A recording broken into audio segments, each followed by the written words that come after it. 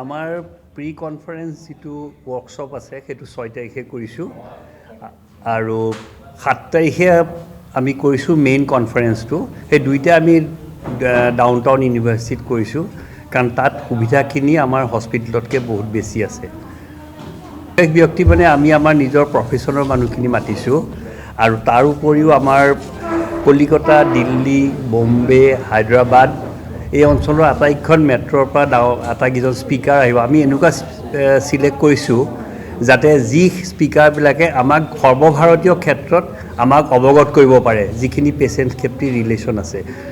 আৰু 2 নম্বৰ কথা হৈছে কি আমি এইটো কনফাৰেন্সত সকলো সাবজেক্ট কভাৰ কৰিছোঁ কাৰণ ডক্টৰ বা নাৰ্ছে অকলে পেচেণ্টৰ চিকিৎসা কৰিব নোৱাৰে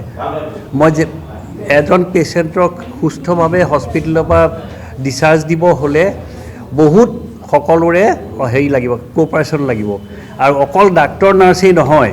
এই ক্ষেত্ৰত ৰোগীৰো বহুত দায়িত্ব আছে ৰোগীৰ এটেন্ডেন্টৰ দায়িত্ব আছে ৰোগীয়ে জানিব লাগিব যে কি কথা সুধিব লাগে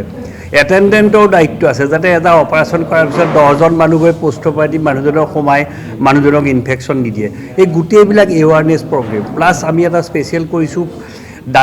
ডায়েটিচিয়ান মাতিছোঁ কলিকতাৰ পৰা তেখেত খুব সৰ্বভাৰতীয় তেখেত বিখ্যাত মানুহ তেখেতে ক'ব যে ফুডটো কেনেকৈ খাব লাগে আৰু ফুড ড্ৰাগ ইণ্টাৰেকশ্যন তেখেতে ক'ব যে দৰৱটো কিছুমান দৰৱ খোৱাৰ আগতে খাব লাগে কিছুমান দৰৱ খোৱাৰ পিছত খাব লাগে কিছুমান দৰৱে ইটোৱে সিটোৱে ৰিয়েকশ্যন হ'ব পাৰে এই বিষয়ে অৱগত কৰিব আমাক